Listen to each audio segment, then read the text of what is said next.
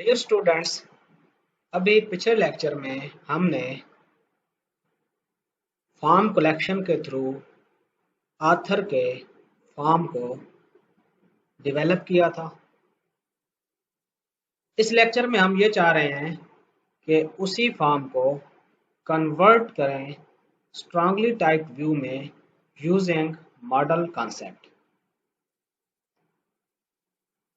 Dear students, ये concept इंतहाई अहमियत का हामिल है, इसलिए मैं इसको एक नई एग्जाम्पल के साथ प्रैक्टिकली दोबारा से इम्प्लीमेंट करने जा रहा हूँ। हमारे पास ये व्यू था। इसके लिए हम एक मॉडल की क्लास जनरेट करेंगे जिसमें txt नेम, एज और इनसे ली गई वैल्यू को स्टोर करने के लिए वेरिएबल्स डिक्लेयर करेंगे। क्लास जनरेट करने के लिए हम मॉडल पे राइट क्लिक करेंगे, ऐड क्लास। इस क्लास का नाम हम author.cs रख लेते हैं। इस क्लास में अब हम कुछ फील्ड्स को डिफाइन करेंगे। सबसे पहले name, public string name, get set public int age get set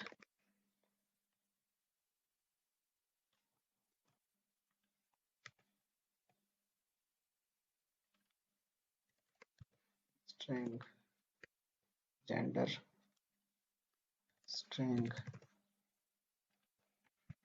book name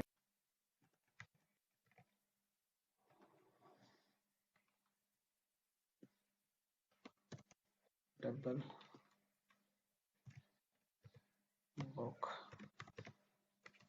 price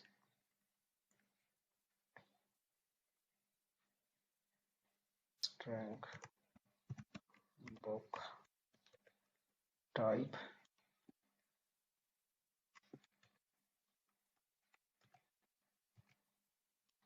उसके बाद पब्लिशर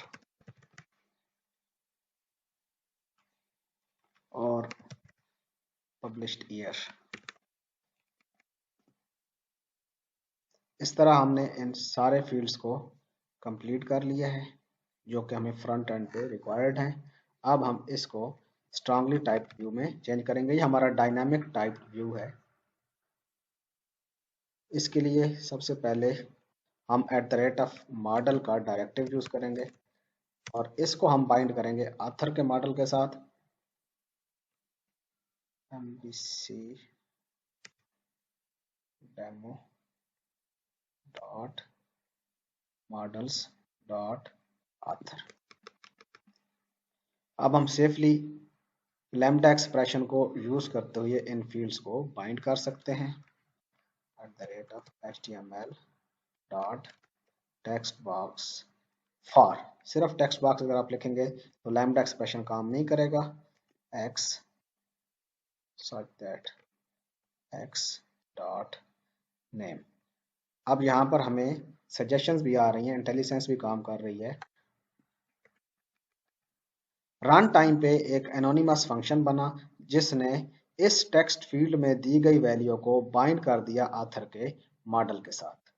अब आप यही समझे कि ऑथर के मॉडल का एक ऑब्जेक्ट बनेगा जो रन टाइम पे इस प्रॉपर्टी से फिल होता जाएगा। और इसके लिए हम लिखेंगे फॉर, और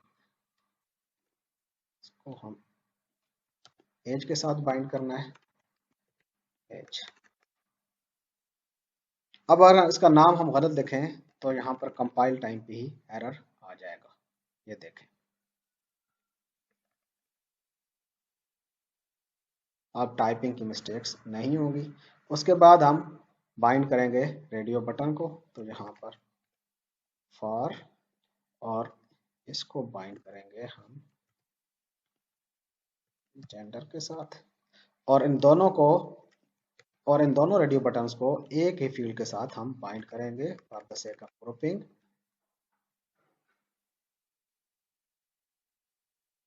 और ये देखें एरर आ रहा है, इसकी वजह ये है कि मैंने इसके साथ फॉर नहीं लिखा।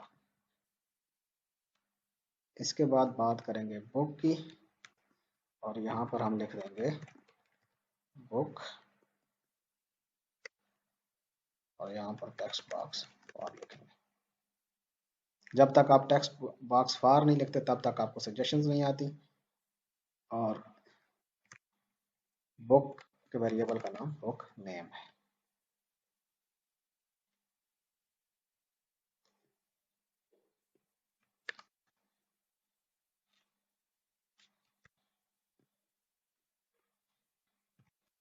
बुक की प्राइस, यहाँ पर इसको बाइंड करेंगे बुक की टाइप के साथ, बुक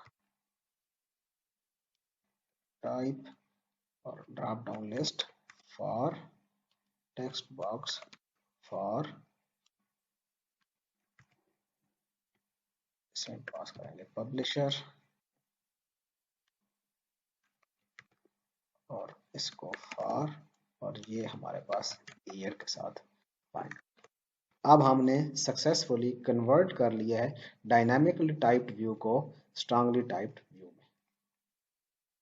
अब अगला स्टेप ये होगा कि कंट्रोलर में हमारे पास जो डेटा रिसीव हो रहा है वो फॉर्म कलेक्शन में हो रहा है, इसको हमने अब मॉडल के ऑब्जेक्ट में रिसीव करना है। तो यहाँ पर हम ऑथर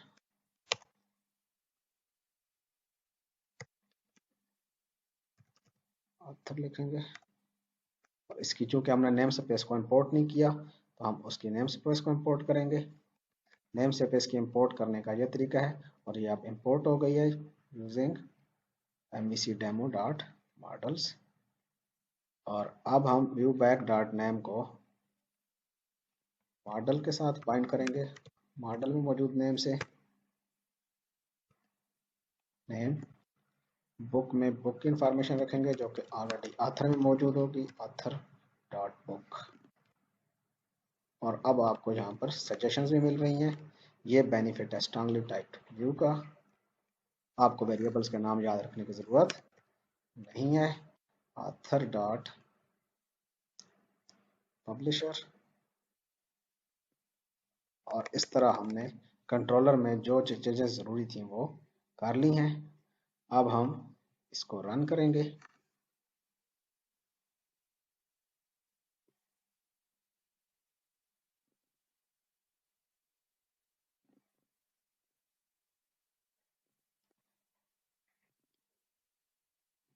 ये हमारे पास फॉर्म रेंडर हो गया।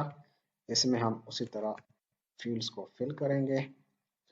यहाँ पर हम टेस्ट वैल्यू दे रहे हैं, book name essential Rumi, book price 500, type poetry, publisher ये हो गया, और ये डिस्प्ले इन्फो को क्लिक किया और हमारे पास सक्सेसफुली डेटा सबमिट हो गया और एक्चुअल वैल्यूज आ गई।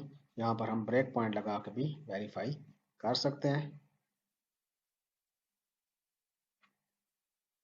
क्लिक किया, यहाँ पर डेटा आया, और आप देख सकते हैं कि ये ऑथर का ऑब्जेक्ट अब फील्ड है विद अप्रोप्रिएट वैल्यूज। इसको हम रन करेंगे और हमारा व्यू रेंडर हो गया। इसके साथ ही हमारा ये लेक्चर ख़त्म हुआ।